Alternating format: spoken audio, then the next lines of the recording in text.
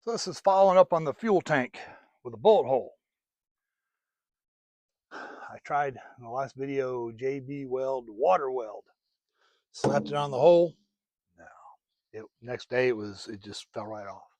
So I used regular JB Weld. Regular JB Weld and a little bit of USMC semi-gloss forest green. You can't even tell it was there unless I point it to you. It fits the patina of the tank perfectly, which is still better looking than the rest of the truck.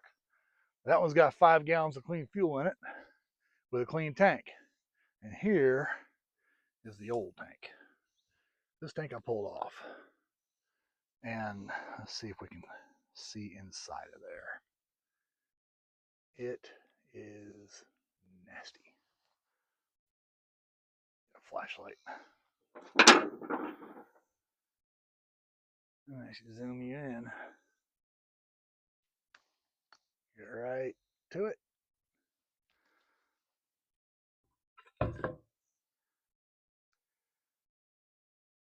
That put any light in, you can see things in there? I don't know. So just put the camera right there.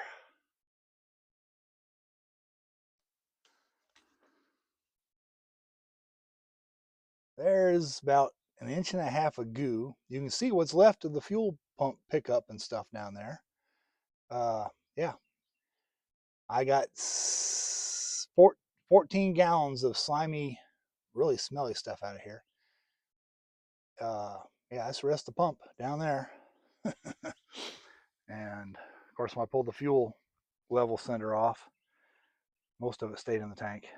I pulled that, fished that out, and this tank is going to go sit somewhere. But bullet hole, not a problem for JB Weld. Maybe my JB Weld water weld, I'd had it for at least a year, so maybe there's a shelf life on it. I don't know. But regular JB Weld, mix the gray and the black and the tan to make gray. Put it on, let it sit.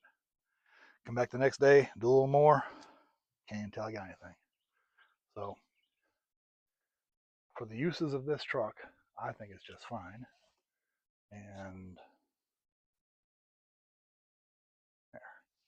there's the repair. So it's not that bad.